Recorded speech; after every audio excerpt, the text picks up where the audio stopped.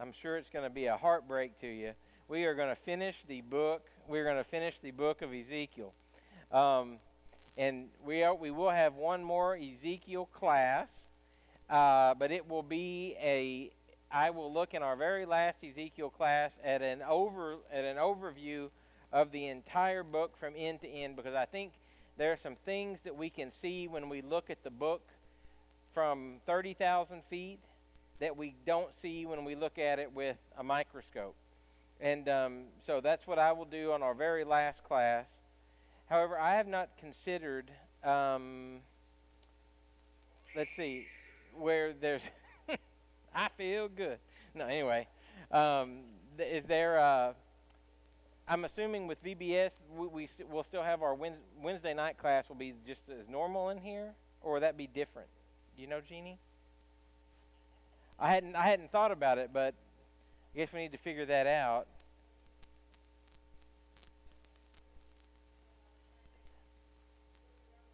So the kids should be doing their thing by the time. Okay, church VBS will be going on, but church as usual Wednesday next week. Okay, I just thought there might be a hink in there somewhere that I wasn't understanding.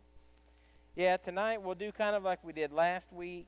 We're not going to read all the verses, and I hated waited kind of till the end and did it a little bit different at the end. But we're not going to look at all the verses, just because it's the only reason why is because I'm just going to go past some of the very specific instructions given regarding the temple, and the way the Lord has things laid out to do at this time that we don't fully have our brain wrapped around anyway. But going back, just like this will be the last time we look at it, Ezekiel chapter 40, verse 4, as we looked at this vision, Ezekiel's vision that was given to him here from Ezekiel chapter 40 through Ezekiel chapter 48, here's the thing that's been crystal clear to Ezekiel, what his job has been. The man said to me, of course, the man being either an angel or possibly even Christ himself the pre-incarnate form of Christ even, but we're not for sure. The man said to Ezekiel, Son of man, see with your eyes, hear with your ears, and give attention to all that I'm going to show you. For you have been brought here in order to show it to you. Declare to the house of Israel all that you see. So his instructions have been crystal clear. Everything that you see, everything that you hear, repeat these things to your people. And so Ezekiel's going to do that. Okay, so last week we talked about, and even a new theory that we hadn't talked about before from another scholar that I'd come across, about how this temple that's described in Ezekiel, the scholar I was listening to, he was talking about it as the temple that might have been, had the people of God, fully repented, fully turned away from their sins, as we looked at in the verses last week, they might have gone on to build and rebuild the temple according to the specifications given to Ezekiel. However, it was never done. So that was a theory, and there were some things I liked about that theory, but this week there's my first point is another wrench is thrown in. So, of course, every time you think that you have studying the Ezekiel is like trying to grab a hold of a greased eel. And I've never done that, but I imagine it would be difficult. I also looked at, as I wrote that point, then I went on a little rabbit trail of where that expression comes from. What does it mean to throw a wrench in something? And that dates all the way back to the year 1907. That it's an American colloquialism that was invented by a newspaper writer, as far as we can tell, and just for those inquiring minds that like to know weird things like that. And the idea is to have like a big piece of machinery that's running perfectly well, when someone grabs a wrench and just throws it into the gears of the machine and messes the whole thing up. So it applies. It applies. So here's what we're going to look at tonight mainly. Then we're going to be kind of all over the place. So just bear with me. Ezekiel, and hopefully at the end it'll all wrap up and make sense. Ezekiel 47, verses 1 through 12. I'm going to read these verses, and then we'll look at them. I'll talk about them a little bit as we go. Then he brought me back to the door of the house, and behold, water was flowing. And this is the house of God. This is the temple, okay? And behold, water was flowing from under the threshold of the house toward the east, for the house faced east. And the water was flowing down from under, from the right side of the house, from south of the altar. He brought me out by way of the north gate, and led me around on the outside to the outer gate by the way of the gate that faces east. And behold, water was trickling from the south side. When the man went out toward the east with the line in his hand, he measured 1,000 cubits, and he led me through the water reaching the ankles. So here he is in the vision. Here's where things start falling apart as far as this could have maybe something that might have been, because Israel could not have created this temple and then created a river that flowed from underneath the temple. So they walk 1,000 cubits through ankle-deep water.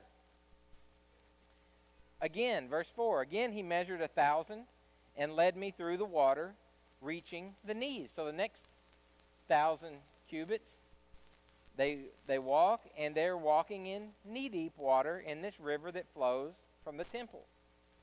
And that makes sense. If you've ever been to the headwaters of a river, the farther you go, the deeper the water gets. If you ever, I looked online one time and was looking at pictures of the headwaters of the Mississippi River. At the headwaters of the Mississippi River, you can step across the Mississippi River in one step. Interesting. Again, he measured 1,000 through the water reaching the loin. So the water is all the way up to waist deep. Again, he measured 1,000, and it was a river that I could not ford. Like, he couldn't walk across it anymore. He'd have to swim. For the water had risen, enough water to swim in, a river that could not be forded. He said to me, Son of man, have you seen this? Of course, it's obvious he saw it, but he's in it, you know. Then he brought me back to the bank of the river. Now when I had returned, behold, on the bank of the river there were many trees on the one side and on the other. Then he said to me, These waters go out toward the eastern region and go down into the Arabah. Down into the Arabah, that is the desert, okay? And it's still there. Go to Israel today, you go out into the Arabah, you go out into the desert. And they go toward the sea. This is what we call the Dead Sea. It's not what Israel called it. They didn't call it the Dead Sea, but that's what we call it. And that's, we know, of course, why is it called the Dead Sea?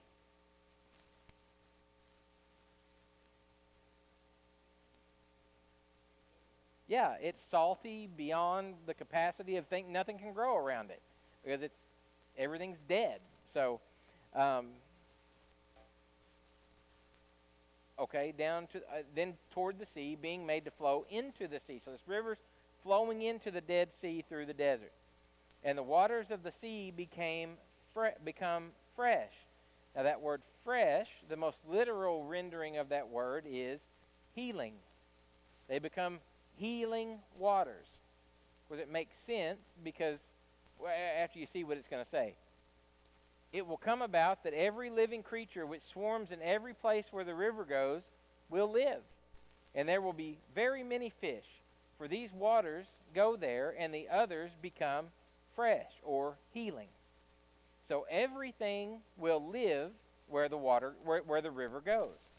And it will come about that fishermen will stand beside it from En-Gedi to Englaim. There will be a place for the spreading of nets. Their fish will be according to their kinds, like the fish of the great sea, very many. But its swamps and marshes will not become fresh. They will be left for salt. By the river on its bank on one side, and on the river will grow all kinds of trees for food. Their leaves will not wither. What kind of a tree has leaves that never wither? Okay, just something to think about. Their fruit will not fail. They will bear every month. What kind of a tree bears fruit every month of the year? None. Not even in a rainforest. Not even, You know, they come and go in seasons. They grow in seasons because their waters flow from the sanctuary. Now that's why, the reason why everything will be grow and all the land will be luscious like this is because the water comes from the sanctuary. And their fruit will be food, and their leaves for healing. Now we've seen language like that before. I'll remind you where it is here in just a minute, okay? So, but before we get there, let's talk about a few things. A few things for consideration and discussion. First, this description sounds a lot like the Garden of Eden. A picture of God's restoration of what once was. You know, that land, the land that no longer grows vegetation, a sea that no longer is doesn't have any life at all because of its state. But we see that God restores that land. I understand there's not a question there, so let me keep going. Here's some things I want you to see in the text. First, God can change the unchangeable. Of all things you could think of, considering all things, what is the most unchangeable thing in the world? What would you say? Oh, the weather? A desert? Yeah. What's even harder to change than a desert? Or I'd say, what is impossible for human beings to change?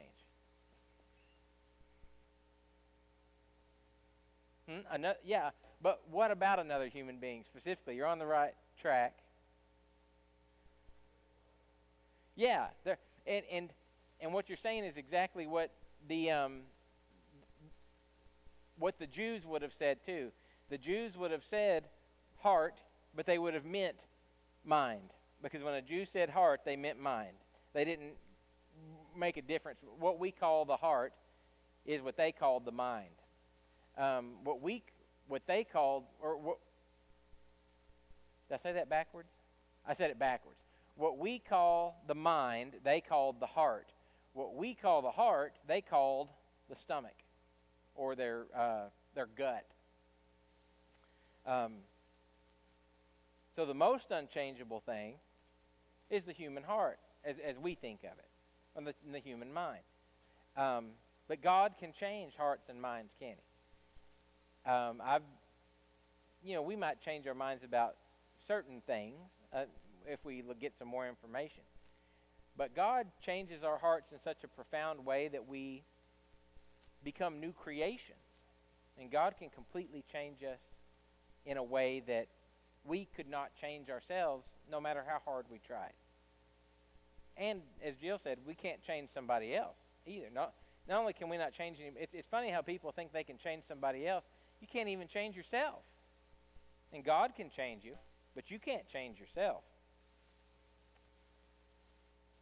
God can bring the dead to life, both spiritually and bodily. And that's the thing that we all hope for, to be made alive spiritually in this life, but in the next life, perfected spiritually, but also bodily as well. Big thoughts. But how? By the living water that flows from the altar.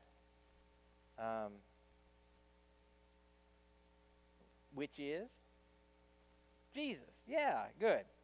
Everyone gets a gold star. John chapter 4, verse 10 and then 13 and 14. Jesus answered and said to the Samaritan woman, "If you knew the gift of God and who it is who says to you, 'Give me a drink,' you would have asked him, and he would have given you living water." Or she argues with him a little bit. In verse 13 and 14, Jesus answered and said to her, "Everyone who drinks of this water from this well will thirst again." It's just water. "But whoever drinks of the water that I will give him shall never thirst. But the water that I will give him will become in him a well of water springing up to eternal life. Jesus goes on, John chapter 7, to give us some more explanation regarding this water. Verses 37 through 39. Now on the last day, the great day of the feast, Jesus stood and cried out, saying, "If anyone is thirsty, let him come to me and drink." I'm sure when he said that, some people thought, I don't see any refreshments. Like, what do you mean, come to you and drink? Where's the drinks at? He who believes in me, as the scripture said, from his innermost being will flow rivers of living water. But this he spoke of the Spirit. So we don't have to wonder what that living water is that's within us. It's the Spirit of God. By this he spoke of the Spirit, whom those who believed in him were to receive, for the Spirit was not yet given, because Jesus was not yet glorified. Okay? So what I'm trying to show here, and not because I'm trying to be clever or anything like that, but I really believe that the book of Ezekiel is showing us is a shadow, a picture of Christ to come. That living water that flows from the altar is the water that gives life, that brings the dead to life. In this analogy that we're looking at here, which I believe is, I don't think that's a literal thing that we're reading about in this chapter of Ezekiel, we're seeing a picture of our future, of us today. We're seeing a picture of Christ coming, and Christ even possibly being that temple, the perfection of that temple that's described in Ezekiel, or at a minimum pointing towards Christ being that, the living water that brings the dead to life being the Spirit that comes and brings us from death to life. Revelation chapter 22, verses 1 through 5. Let's look at some of the things that we just read in Ezekiel as well. Look at some parallels we see here. Then he showed me, of course, the Apostle John writes this, "Then he showed me a river of the water of life, clear as crystal, coming from the throne of God and of the Lamb. In the middle of its street, on either side of the river, was the tree of life, bearing 12 kinds of fruit, yielding its fruit in every month." The exact language of Ezekiel 47.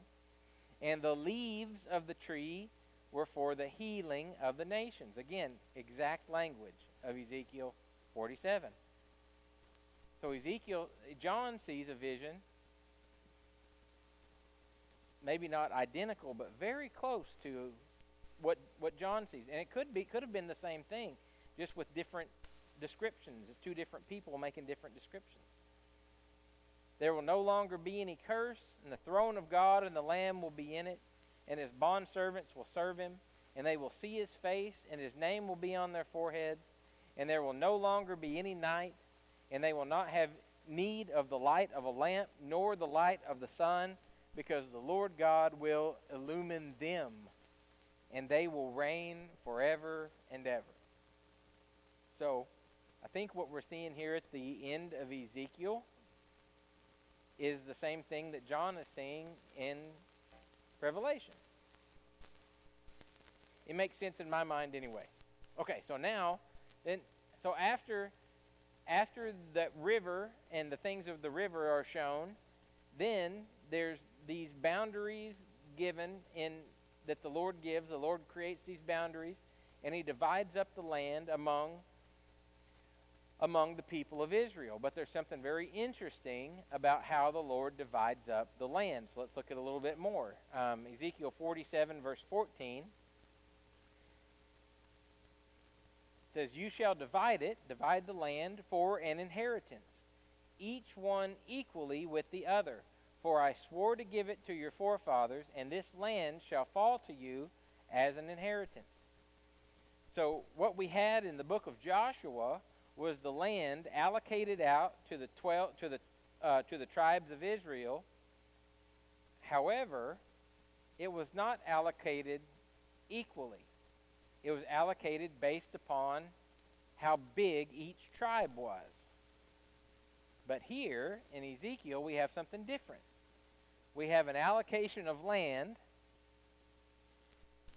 and it's equally divided among the tribes,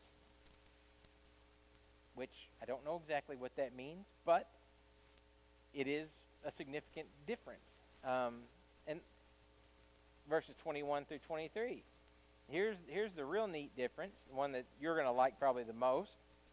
So you shall divide this land among yourselves according to the tribes of Israel. And you think, well, how does that apply to us today? We'll keep reading. You shall divide it by lot for an inheritance among yourselves and among the aliens who stay in your midst. Who's that? Gentiles. The Gentiles. This is something new to Israel. Wait a minute. We're going to divide the land not only amongst Israel, but among the Gentiles who bring forth sons in your midst. And they shall be to you as the native born among the sons of Israel. They shall be allotted an inheritance with you among the tribes of Israel. So here's the Gentiles being brought in and sharing in an inheritance in the promised land of God with Israel.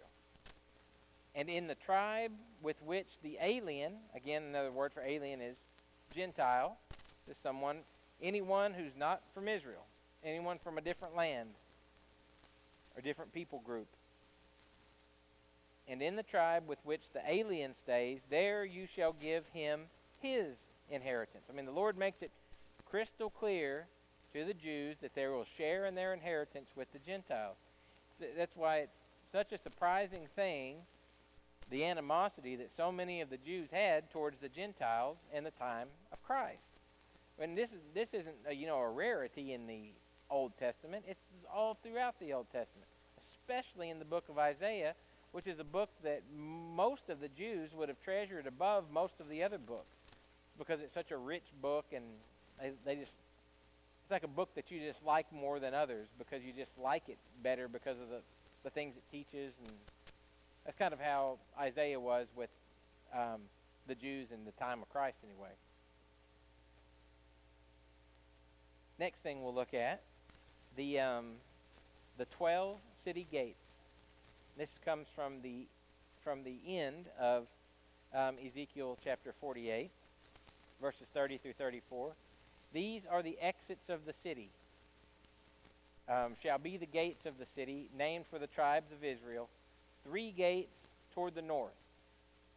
On the east side shall be 3 gates, because I took some of this stuff out, some of the specific things. I just wanted you to see these gates. So the north side, 3 gates. The east side shall be 3 gates. On the south side shall be 3 gates. On the west side shall be 3 gates. Now, why would... let me ask this question first. How many gates did an ancient city typically have? Going back to Old Testament times. 2, usually 2. I mean, usually, but 2 that came together in one spot. So the city gates was usually one point of entry into the city. Why is that? Why would there only be one set of gates? Yeah, so you can defend it. Now, can you imagine how hard it would be to defend a city that had 12 gates? And 3 gates on each side all the way around? However, what if it's a city that doesn't have to be defended? Revelation 21, 10 through 14. Check this out. And he carried me away in the Spirit to a great and high mountain, and showed me the holy city, Jerusalem, coming down out of heaven from God, having the glory of God. Her brilliance was like a very costly stone, as a stone of crystal clear jasper. Note, too, that he doesn't say this is Jerusalem. This is a new Jerusalem. Your Bible may even have a heading that says the New Jerusalem. How do we know it's a new Jerusalem and not the Jerusalem on earth? Because it came down out of heaven. Okay? Verse 12. It had a great and high wall with 12 gates.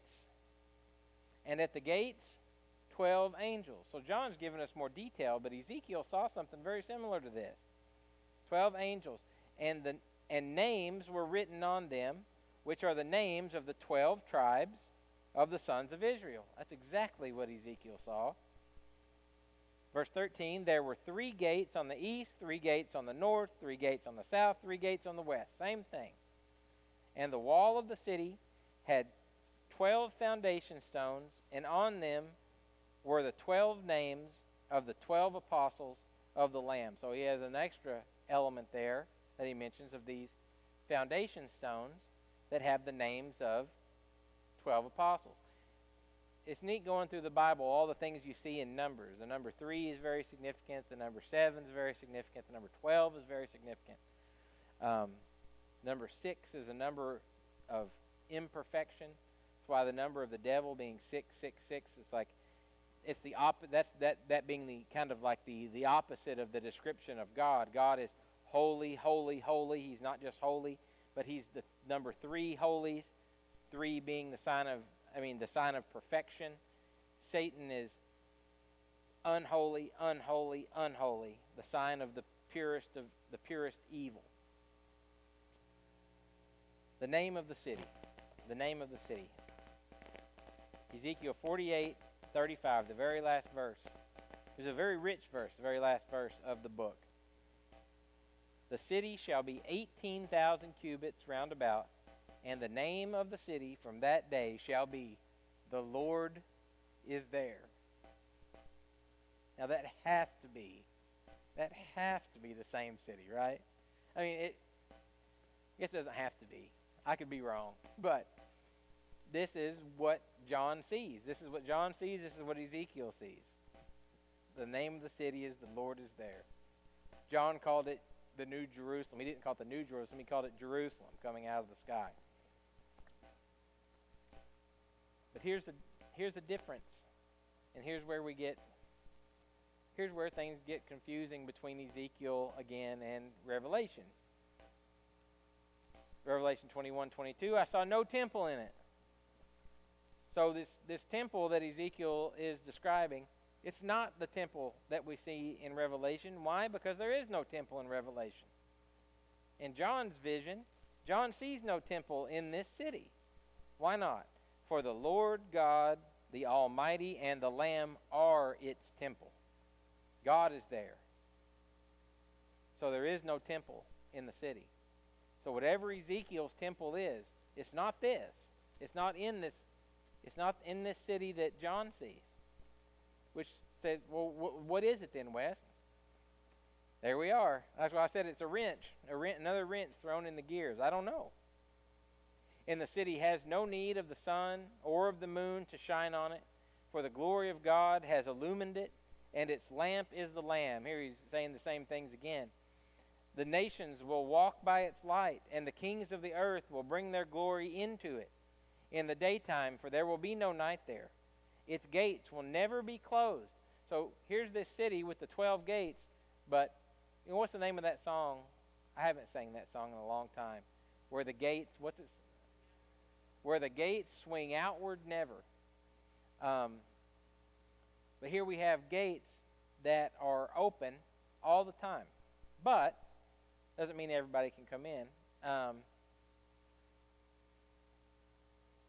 Verse 26, and they will bring the glory and the honor of the nations into it, and nothing unclean, and no one who practices abomination and lying shall ever come into it, but only those whose names are written in the Lamb's book of life. So it will be, the city will be guarded and protected, but it will be guarded and protected by God. In no need of defense. All right, so we don't have to go straight to the song, but I wanted to give an opportunity for anyone to share any of their. Of course, I said we will have a review type class where we look at it as a whole.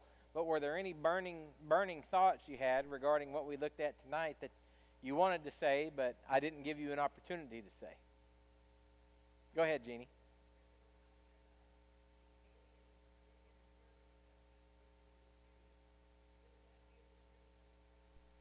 I believe so. I mean, I think so.